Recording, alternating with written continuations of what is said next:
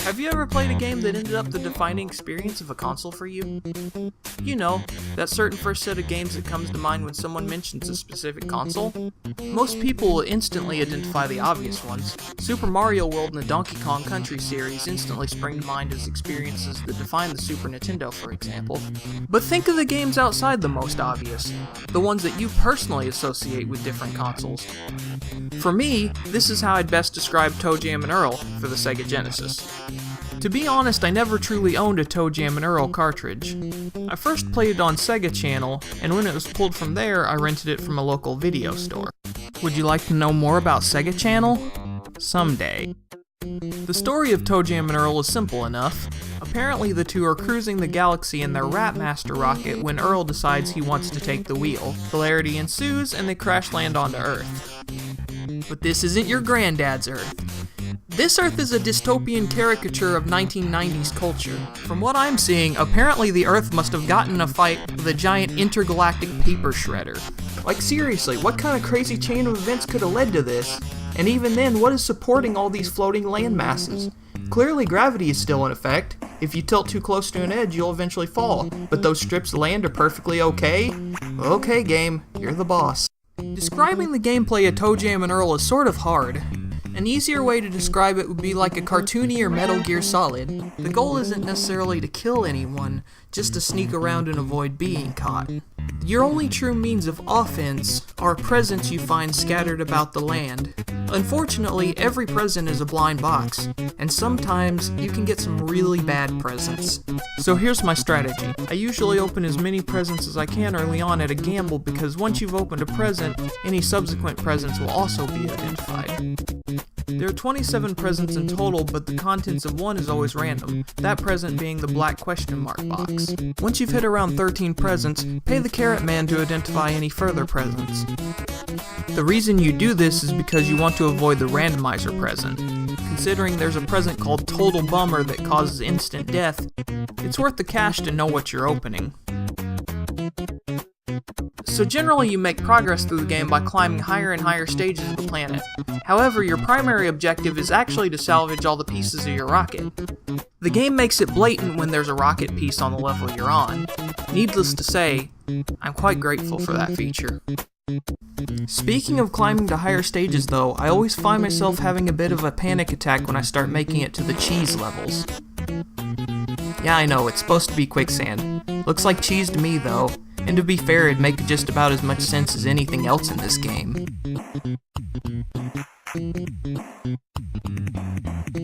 But no, seriously, I just want to get out before I inevitably end up drowning in cheese.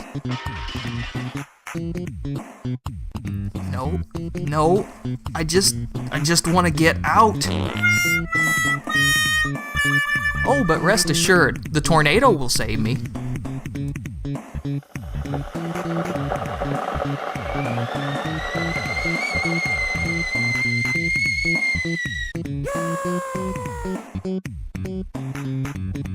Oh, well that was nice.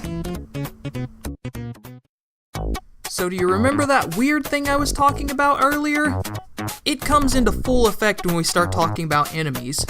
Some of the more tame of the lineup include a devil that pokes you with a pitchfork, Cupid, a herd of nerds, a chicken army, and a giant hamster with an equally giant hamster ball. After that, they just start getting really creepy. Some of the more creepy enemies include a dentist with an ear-piercingly loud cackle, a boogeyman who creeps on you as a shadow at an alarming pace, and freaking bees! Thankfully, almost all of these terrifying enemies share a single but powerful weak point: narcolepsy. Yeah, if you're far enough away from them, they usually just plain pass out. That's actually where the sneaking mechanic should come into play.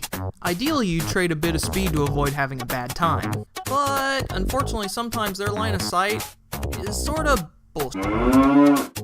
Then you're moving slow, and you've got lots of enemies. Yay! Thankfully, not all Earthlings are bad though, like we saw with the Carrot Man. They're all weird too.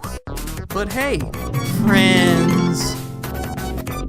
Anyways, you've got a guy cosplaying a wizard who'll heal you for $1. Wish it worked that way in real life. And a woman cosplaying a Viking who sings at random intervals. Apparently her voice is so powerful it kills everything in the immediate vicinity. And for a measly $3, you can have her follow you around the level for a while.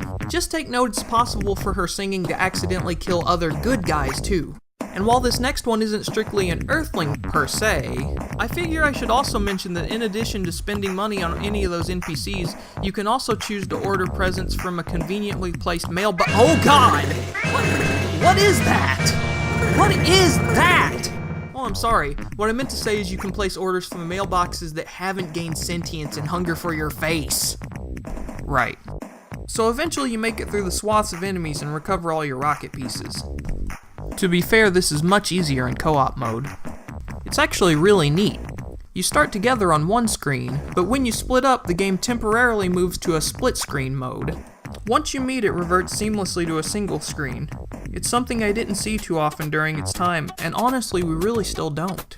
You know, on the topic of modern games, apparently a brand new ToeJam Earl game is on the way. It's planned to follow the format of this game, with the primary difference being 2D character models on a 3D environment, and 4-player online co-op. The game's being funded on Kickstarter, and while I'm a bit skeptical about the quality of the games produced from Kickstarter campaigns, I'm being cautiously optimistic about this one. Certainly anything is better than that dreadful third installment for the classic Xbox, right? But speaking of co-op, just where did Earl go during this time of crisis? Oh. Apparently, according to this, vacation? Vacation? Where? This place is terrifying. Where in the world would you want to vacation on this planet? Keep in mind, Earl's the reason we're here in the first place. All I know is you better not be hiding in level 0 without me. Oh, apparently vacation means left you to collect the rocket pieces by yourself. What a Hey guys, thank you so much for watching. I'm new to YouTube, so every view counts. If you like this video and you want to see more stuff from me, don't forget to like, comment, and subscribe. Thanks for watching.